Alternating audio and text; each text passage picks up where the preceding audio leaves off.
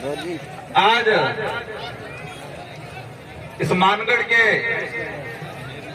धाम के इस पावन धरा पर 4 राज्य से आदिवासी समुदाय, साथ ही हमारे बीच में एससी और ओबीसी के कुछ साथी और माइनॉरिटी के कुछ साथी बिल प्रदेश की एकता को कायम करने के लिए इस मानगढ़ धाम पर एकत्रित हुए और हम सब के द्वारा 1913 में जो यहाँ पर एक शहादत हुआ था, 1500 से ऊपर बिलों को मारा गया था, उनके वंशज के रूप में हम आज एकत्रित हुए हैं। और जो शहीद हुए हमारे वीर महापुरुष जिन्होंने अपनी जान गंवाई, उनको उनके जो सपने थे, उनका जो उद्देश्य था, हम सब मिलकर पूरा करने की कोशिश करें। आज इस पहाड़ी पर जो साथी आए हैं, आदिवासी समाज की अगर बात करें, राजस्थान के अंदर टोटल जनसंख्या का 12.5% जनसंख्या आदिवासी है। मध्य प्रदेश की बात करें, गुजरात की बात करें, 1 से 1.5 करोड़, और उधर महाराष्ट्र सौराष्ट्र वाले भाइयों की बात करें, 1.5 करोड़ के आसपास आदिवासी समुदाय है। लेकिन आज यहाँ पर जो अपना जमीन जगा के जो दिल से यहाँ पर आया है, वो भाई कौन है? हमारे इस कार्यक्रम में पहुंचे ऐसे भाई हैं जिनका घर का व्यवस्थित स्थिति नहीं है, जो कई साथी बेरोजगार हैं, उनके पास रुपया पैसा नहीं है, उनके पास गाड़ियां नहीं है, वो भाई समाज के लिए सबसे पहले आए हुए हैं यहाँ। जो भाई उनको कोई सुविधा नहीं है, उनके पास पैसा भी नहीं है, गाड़ियां भी नहीं है, लेकिन उनके अंदर आदिवासी समाज का खून है और उनके स्वाभिमान जो जगह है उस आधार पे यहाँ पर आए। कई साथी ऐसे हैं हमारे, समाज का सर्टिफिकेट लगा के बड़े नेता, बड़े अधिकारी बन गए। जिस सर्टिफिकेट के आधार पे वो अधिकारी बने, अपने आप को बड़ा सुपर समझते हैं और आदिवासी समाज के लिए अलग सोच रखते हैं हमारे समाज के भाई। तो ये जो लड़ाई है, ये लड़ाई जो है, हमारे पुरखे भी लड़ते आए थे, हम भी लड़ रहे हैं और आने वाली पीढ़ी को भी लड़ना पड़ेगा। तो लड़ाई वही लोग लड़ेंगे जिनका जमीर जिंदा है, जिसका जमीर जिंदा है, जिसके अंदर आदिवासी खून जागता है, वही लड़ाई लड़ेगा।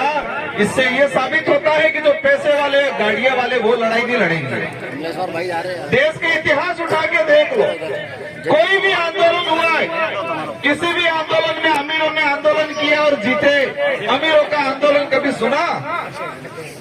कोई भी समाज हो वाले आदमी से मिल लेता हूं, जो धरातल से जुड़ा हुआ है, जो समाज की भावना रखता है, वही व्यक्ति आंदोलन करता है। तो मैं आप सबको खूब खूब दिल से धन्यवाद देना चाहूंगा। आपके अंदर समाज की जो भावना है, आपके अंदर जो समाज के प्रति जो जागृति आई है, आप चाहते हो आने वाली पीढ़ी सुरक्षित रहे, इसी अनुरूप आप आए और ये कारवां बढ़ता रहे। जाम लगा था, खुलवाया जाकर। आज इस अवसर पे देश के अंदर हमारे समाज के साथ क्या हो रहा है, इससे पहले मैं कुछ बात बताना चाहूंगा। जैसे भी चलवा करके हम कहते हैं हमको लड़ाई लड़नी है, दिया नहीं हो किसी ने, हमको लड़ाई लड़नी है, लेकिन लड़ाई किस लिए लड़नी है?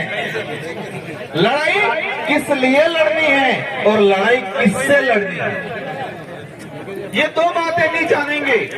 हम कहते हैं लड़ाई लड़नी है, लेकिन लड़ाई किस लिए लड़नी है और किससे लड़नी है, ये दो बातें अगर जानकारी नहीं कर पाएंगे तो हम लड़ाई लड़ नहीं पाएंगे, सिर्फ बोल पाएंगे लड़ाई लड़नी। लड़ाई हमारे हक अधिकारों की लड़ाई, हमारा आदिवासी समाज का इतिहास जो दबाया जा रहा है उसको उजागर करने की लड़ाई, हमारी संस्कृति की लड़ाई, हमारे संवैधानिक हक अधिकारों की लड़ाई है और हमारे स्वाभिमान की लड़ाई है। और लड़ना किसने है? जो लोग सत्ता में बैठ के हमारे हक अधिकार खत्म कर रहे हैं, उनसे लड़ना है। तो क्या ये लड़ाई तलवार से लड़ोगे? क्या ये लड़ाई तीर धनुष से लड़ेंगे या पत्थर से लड़ेंगे? कैसे लड़ेंगे ये लड़ाई? ये लड़ाई तलवार या तीर धनुष या पत्थर से नहीं लड़ा जाएगा। ये लड़ाई इस देश के अंदर लोकतंत्र है और लोकतंत्र में हर 5 साल के अंदर जनता को पावर दिया है कि आपके पास जो चाबी है, उस चाबी के माध्यम से आपके समाज के हक अधिकार की लड़ाई लड़ो। कैसे लड़ाई लड़नी है? हमारे देश के अंदर लोकतांत्रिक देश है और लोकतंत्र में हमारे आदिवासी समाज के लिए विशेष प्रावधान है। तो जो प्रावधान खत्म कर रहे हैं, उस पे लड़ाई कैसे लड़नी है? 5 साल के अंदर जो बारी आती है और लोकतंत्र की जो चाबी है मत की, उस चाबी को ऐसा लगाओ कि उनके ताले जंग खा जाए, तो लड़ाई जीतेंगे हम। बाकी हम गालियां दे देंगे, कहीं रास्ते में पत्थर मार देंगे, कहीं तलवार लेके निकल जाएंगे, धनुष लेके निकल जाएंगे, ऐसे लड़ाई नहीं लड़ी जाएगी। गुजरात के भाई सौराष्ट्र वाले आए थे, एक तो साथी और मिले। हम गुजरात में गए थे विधानसभा चुनाव प्रचार में, कह रहे थे हम तो समाज में छाती था બધું હારું જ છે, અમે આદિવાસી સમાજના હક અધિકાર બદલે લડા, लेकिन वोट तो भाजपा में चालू पड़े इनके। लड़ाई क्या है? लड़ने किससे है वही नहीं पता है और लड़ाई लड़ने निकल जाएंगे। लड़ाई है क्या, लड़नी किससे है वो पहचान ही नहीं पा रहे हैं और हम लड़ाई लड़ने निकल जाएंगे तो वो लड़ाई जीत नहीं पाएंगे। देश के अंदर जो स्थिति बनी हुई है, ये लोकतांत्रिक देश था, उस लोकतांत्रिक देश को राजतांत्रिक बनाने का काम कर रहे हैं। जो नेता थे 5 साल के लिए चुने जाते थे, वो ऐसे राजा के रूप में काम कर रहे हैं और हमारे समाज के हक अधिकार को खत्म करने का काम कर रहे हैं। हाल ही में यूसीसी समान नागरिक संहिता कानून आया। हमारा अनपढ़ भाई गांव में जो रहता है वो कहता है बढ़िया कानून, समान नागरिक समान था ही આપણે ઘેર है वो बंगला बनी जाएगा, पहला भाई गाड़ी है हमारे गाड़ी है एम सोचता होगा। और कमल कांग्रेस के लोग ऐसे ही प्रचार करते हैं, समान नागरिक थाई जाएगा, सब बराबर थाई जाएंगे। हमारे अधिकार जो खत्म हो जाएंगे, शेड्यूल एरिया के जो प्रावधान है वो खत्म हो जाएंगे। और मैं इस मंच के माध्यम से कहना चाहता हूं कि अगर समान नागरिक संहिता कानून पास हो गया तो जो ये बांसवाड़ा और डूंगरपुर में हमारे जो लोकसभा सांसद चुन के गए हैं, वो नेक्स्ट कभी कोई चुनाव नहीं लड़ पाएंगे।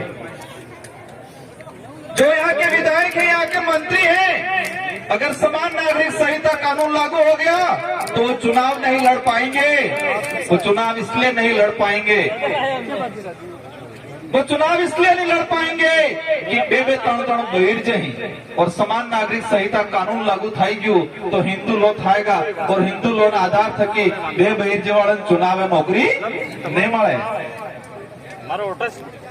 ऐसी कई चीजें हैं, ये चीज आसानी से समझ में आ जाए इसलिए मैंने बताया, लेकिन वो पार्टियों के गुलाम बने हुए हैं।